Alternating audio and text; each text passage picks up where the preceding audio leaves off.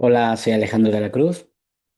Hoy estoy aquí para dar una pequeña charla, formación, curso, no sé cómo definirlo, de unos 15-20 minutos sobre diversidad sexual y de género.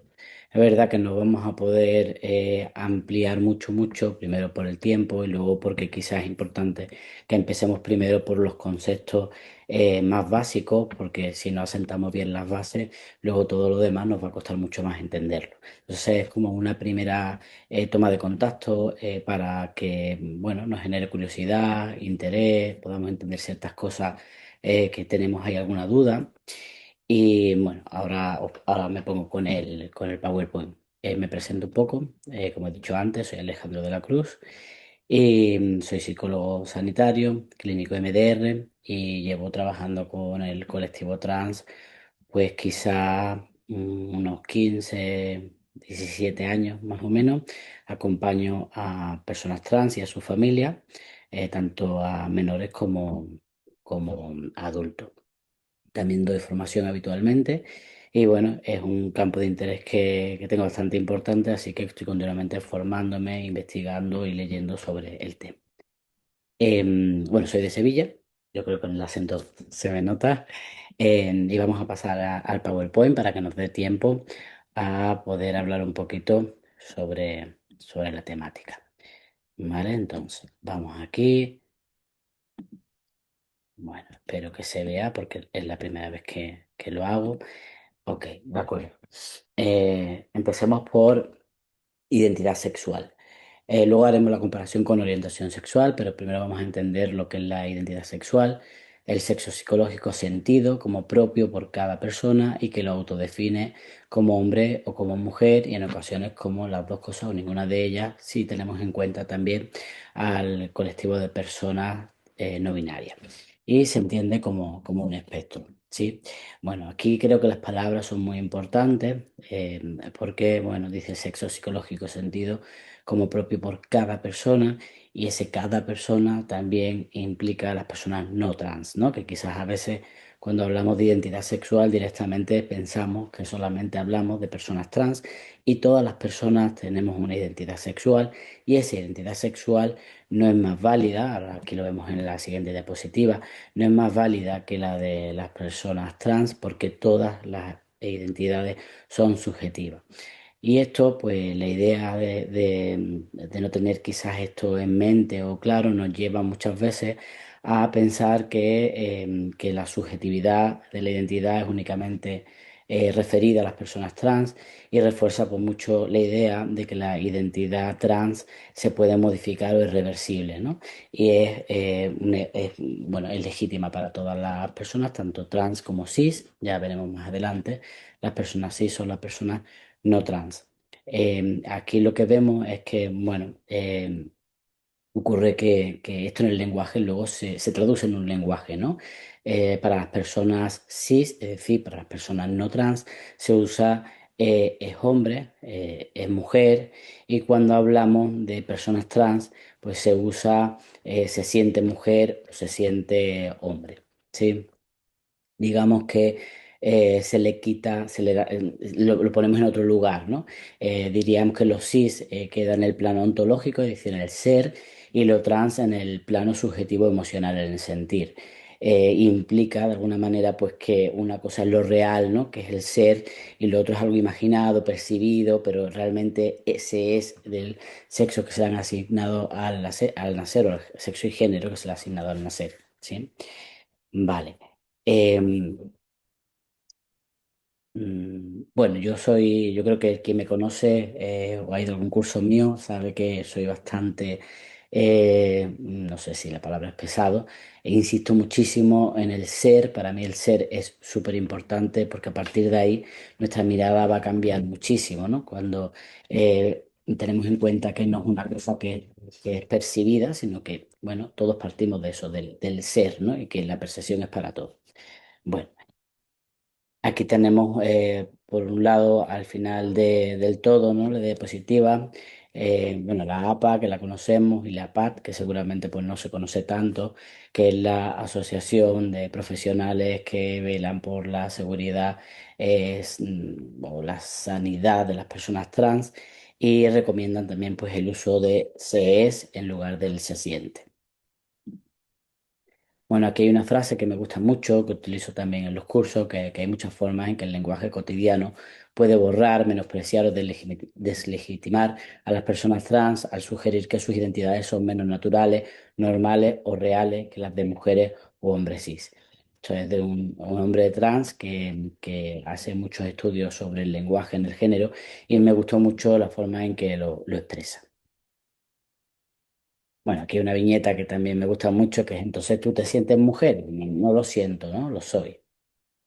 Vale, entonces como habíamos dicho, una persona trans, una persona transexual, actualmente voy a utilizar persona trans en vez de transexual porque lo trans engloba pues eso que conocemos, como pone ahí en la diapositiva, trans con un asterisco, ¿no? Es como un término paraguas que engloba todas las identidades que no se ajustan al cisgénero y serían pues personas transexuales, transgénero, personas no binarias, ¿vale? Y además lo transexual pues, pues también tiene una historia detrás, una connotación, normalmente voy a decir persona trans. Pero bueno, como en general se conoce también persona transexual, pues diríamos que es aquella persona que no coincide su identidad con el sexo que se le ha asignado al nacer. ¿Sí?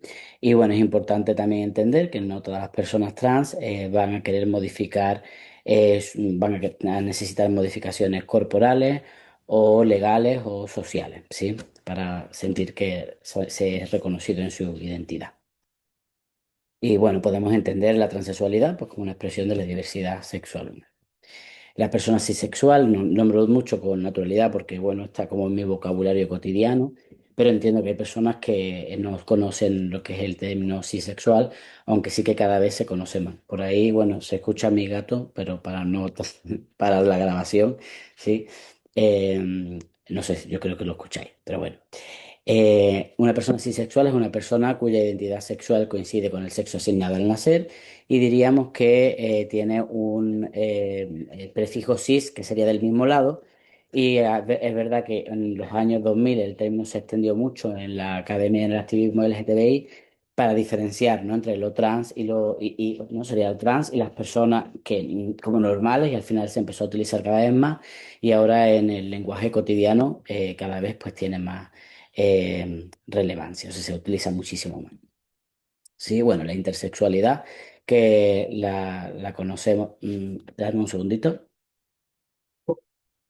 La intersexualidad, bueno, una persona intersexual puede ser una persona también trans, simplemente, bueno, una persona intersex es una persona que no tiene unos genitales normativos, por los que no se sabe muy bien con qué género asignarlo. Bueno, hay bastante que hablar sobre la intersexualidad, pero no nos da tiempo, así que bueno, la idea es entender qué es la intersexualidad y que pues, una persona intersex puede ser una persona trans también, porque en función del sexo que se le asigne, pues puede estar de acuerdo o no, ¿sí? Vale.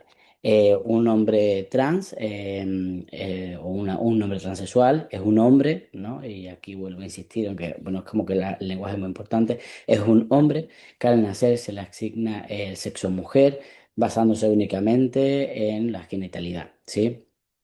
Entonces, bueno, digamos que es un hombre y luego, pues bueno, en este caso trans, no cis, ¿no? Y creo que ahí es importante también el lenguaje, como he dicho. Lo que he comentado antes, ¿no? Transexual versus transgénero. Bueno, antes la transexualidad o el concepto de transexualidad tenía un origen médico y que además había una discriminación dentro del colectivo, ¿no? Lo transexual era aquellas personas que se operaban y el transgénero transgredía solo el género, pero no había modificaciones corporales y hay una connotación patologizante porque es como, además, era como algo más válido, ¿no? Es como si tú, si te operabas, pues bueno, dentro del colectivo también había esa dinámica. Entonces ahora pues se utiliza muchísimo más lo trans como que visto desde la experiencia trans, cada uno la vive, o la expresa de una manera, ¿no? Para mí es muy importante entender que la identidad es algo subjetivo, que la identidad es mía, es propia y que yo la voy a manifestar hacia afuera de miles, múltiples maneras y que eso no determina en absoluto si soy más o menos trans, más o menos hombre, si es más o menos válido.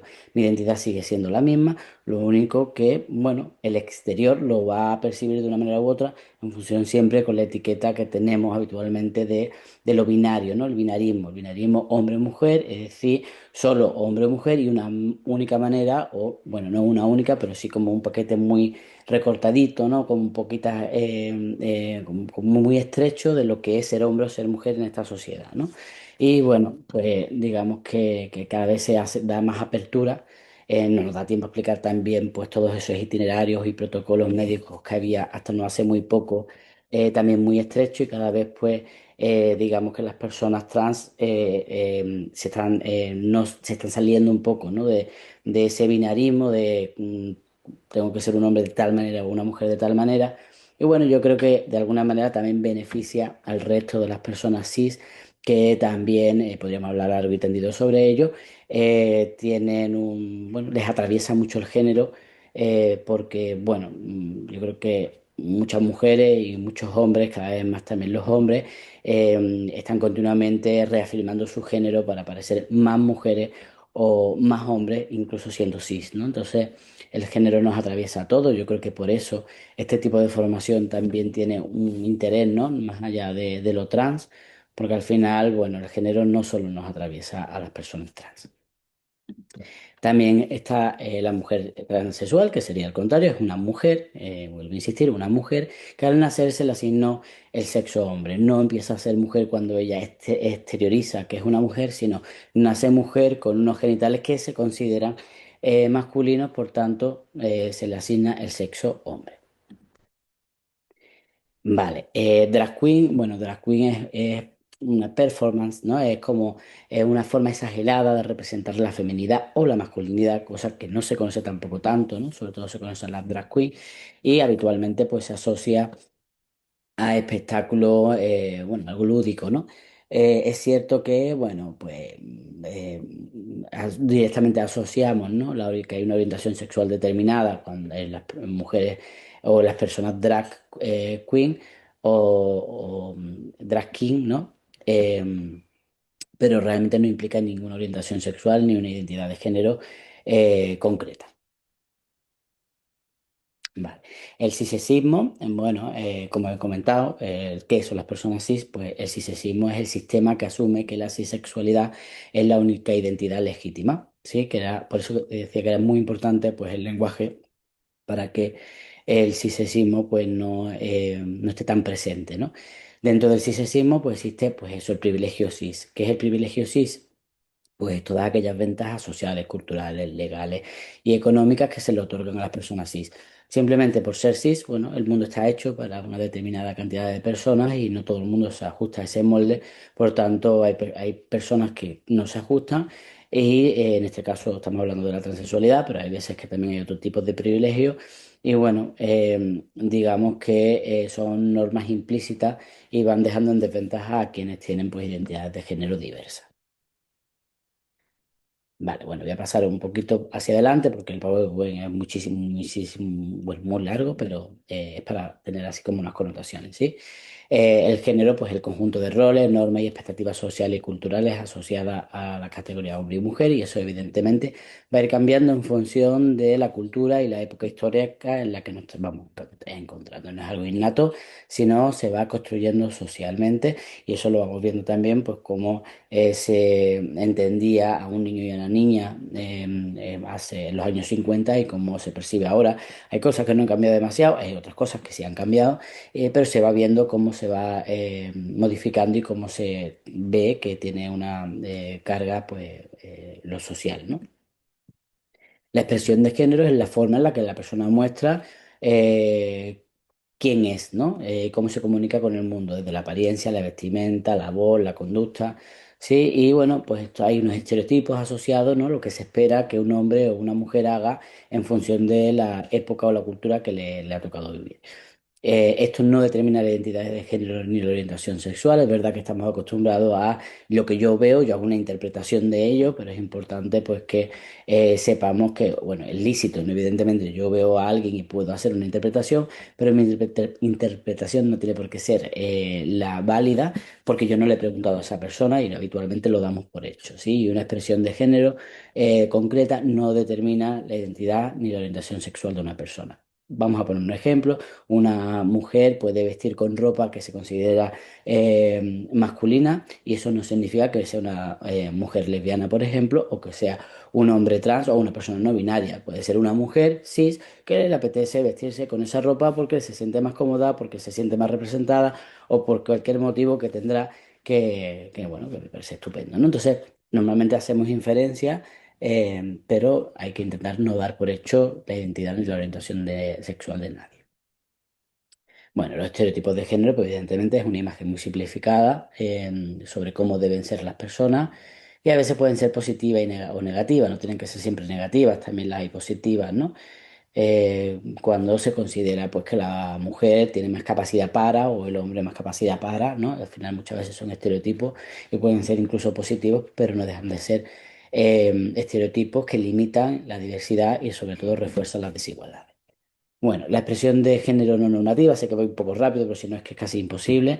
La expresión de género no normativa es cuando la forma de mostrarse al mundo no corresponde con el género que se le ha asignado al nacer o con los estereotipos sociales, ¿no? Es como el ejemplo que he puesto antes, sería una mujer con una expresión de género no normativa, se está saliendo de la norma, ¿sí?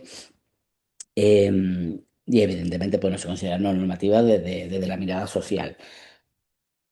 Aquí es importante también, en cuanto a la transexualidad, eh, que la mirada social hacia la transexualidad, como he dicho antes, es muy binaria y muy concreta, ¿no? Es decir, una persona trans, si es hombre, tiene que vestir como visten los hombres, ¿no? Socialmente, como se entiende que se visten normalmente los hombres. En el momento en el que deciden pintarse el pelo de rosa, por ejemplo, o ponerse una camiseta más estrecha o algo que se considera más femenino, se les cuestiona la identidad normalmente, ¿no? Bueno, ¿y por qué? ¿Y para qué? ¿Para qué cambian, no? Sí, cuando realmente nunca nadie ha cambiado, sino que se ha mostrado al mundo como realmente uno es, pero bueno, sí.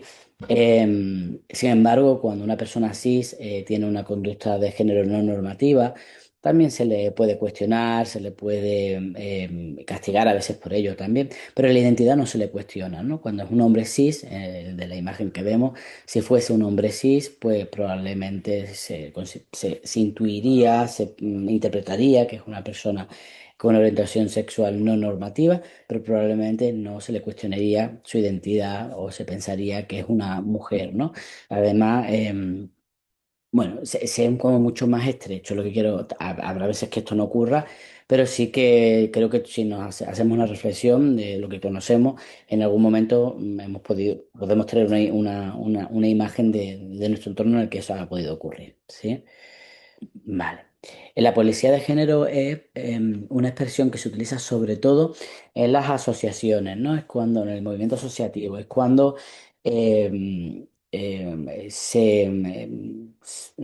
se permite, ¿no? Vivir de una manera correcta el género, ¿no? Es como, hay una expresión, ¿no? Que se llama gatekeeping, bueno, mi inglés no es muy bueno, que significa, pues, la puerta, ¿no? La puerta quien decide lo que es válido y lo que no es válido, ¿no? Y realmente, vamos a poner un ejemplo, ¿no? Si no, tu hermana no eres realmente trans, ¿no? Nosotros hemos vivido, la comunidad trans ha vivido eh,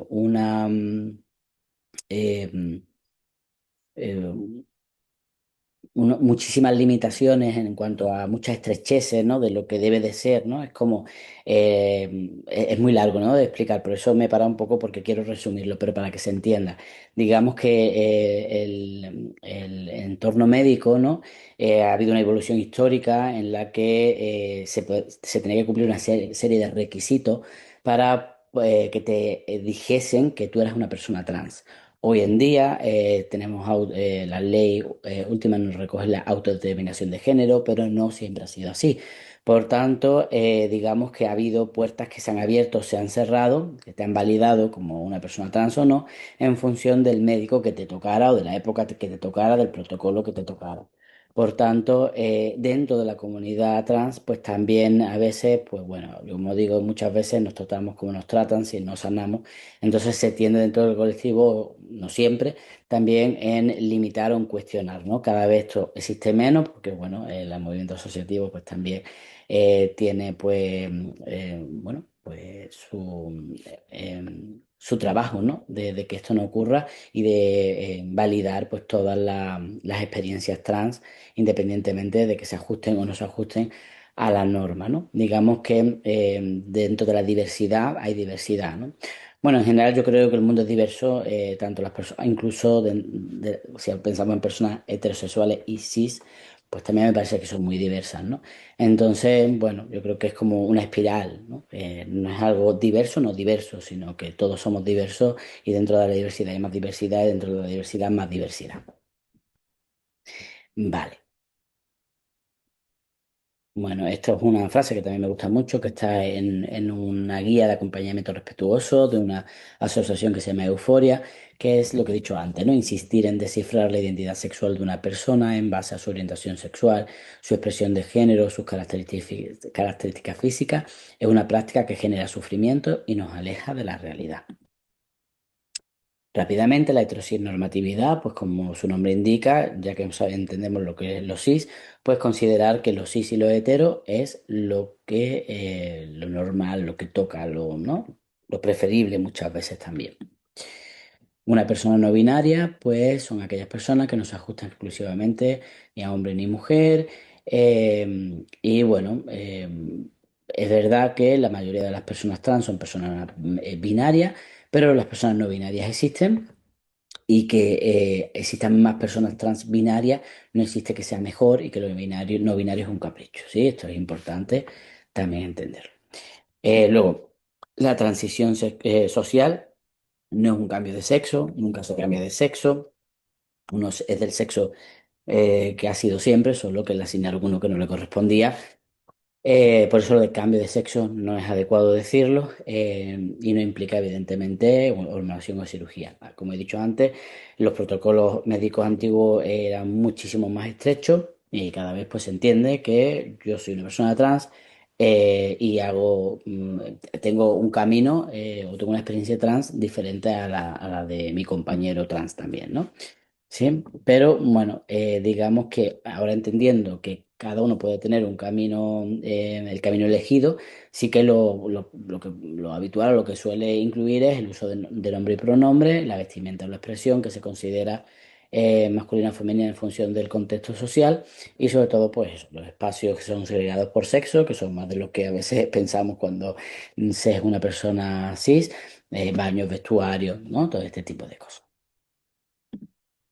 Vale, el dead name se le llama el nombre muerto, ¿no? Que es el nombre que se le asignó a la persona trans al nacer y, y deja de utilizar este nombre pues cuando hace la transición, ¿sí?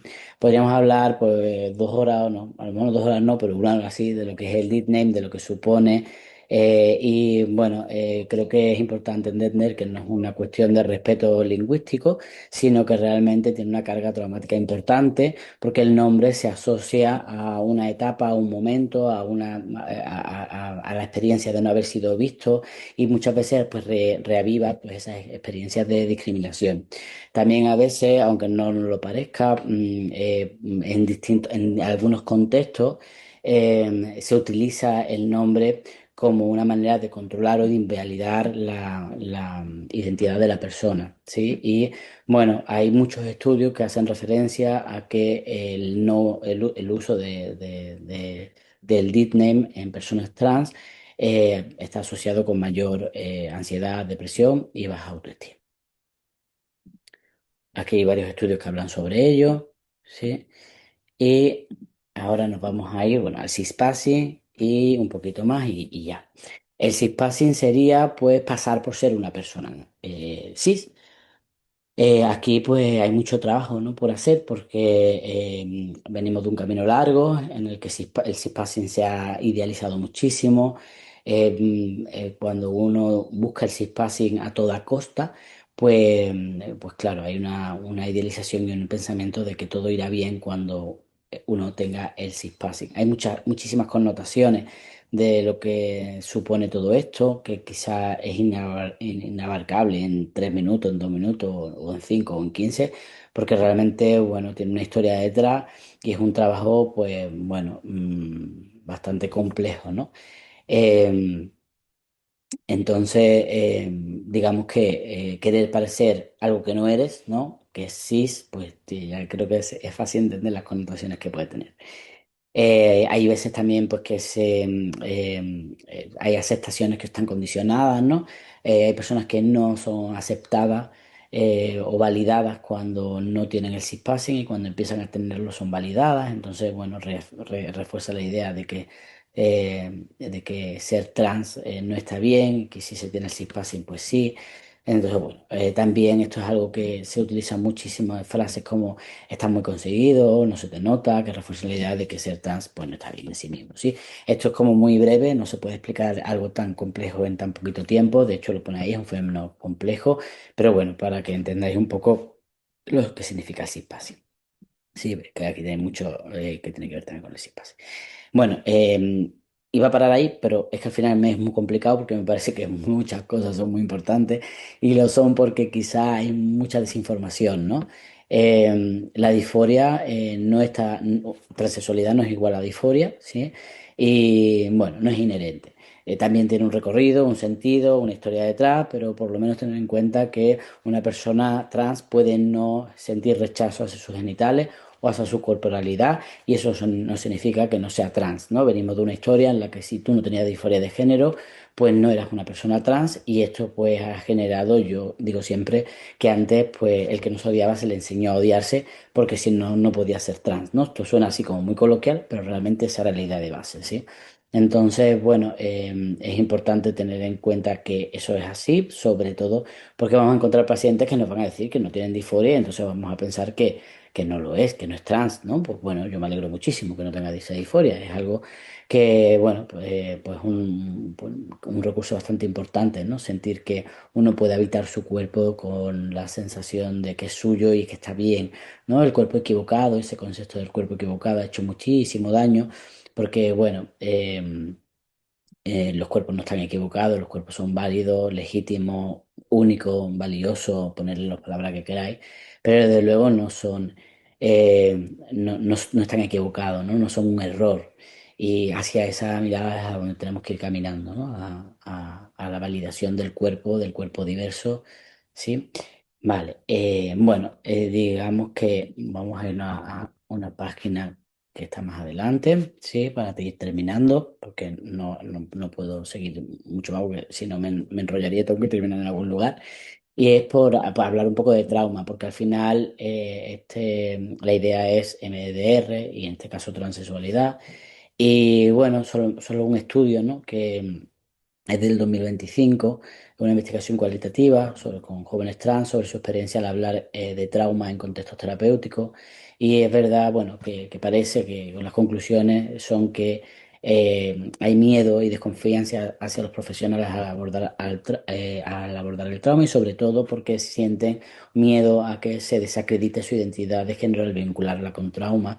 Entonces, porque interprete el profesional que, bueno, que su identidad tiene que ver porque viene, ¿no? Ha tenido trauma, ¿no? Y muchas veces, bueno, la transexualidad es traumática, no viene deriva del trauma, sino que es traumática porque yo siempre digo que es traumática siempre, en todos los casos, porque hay algún momento en tu vida en el que a ti no te han visto. La identidad sexual empieza a autopercibirse en torno a los 2 o 3 años, aunque luego se va consolidando más adelante. Pero en esos primeros momentos tú no puedes dar una explicación a lo que está ocurriéndote, ¿no? Y te dan un mensaje diferente al que no te ven, no te pueden ver. Es una cuestión circunstancial, ¿no? Porque, bueno, cada vez hay menores que hacen la transición más pequeñitos. A cuanta más edad se tarde en hacer la transición, pues más trauma probablemente pueda haber, ¿no? Pero igualmente siempre que va a haber trauma. Esta es mi percepción, yo creo que puede tener un poco de sentido, ¿no?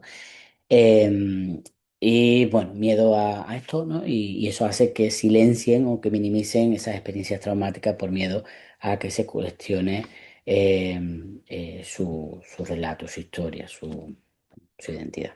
¿Sí?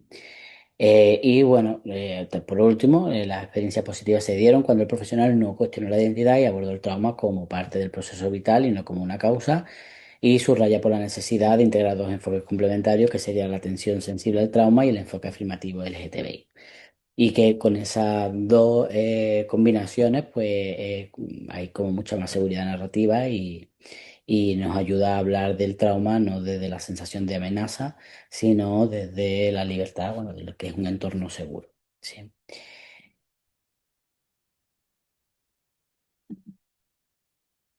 Bueno, y ya de 100% por último, el modelo de la minoría que se conoce mucho en el colectivo LGTBI, pero es verdad que estaba como muy centrado en las minorías sexuales, en las lesbianas, bisexuales y gay o asexuales, y más ahorita la orientación y no en la identidad de género. Entonces, bueno, yo recomiendo que lo leáis si os interesa, en el que, bueno, lo que habla un poco es que la discriminación, las expectativas de rechazo y la autoestigmatización generan estrés crónico, pero esto en general en el colectivo, pero las personas trans pues tienen como muchas más barreras institucionales, más violencia corporal, la patologización.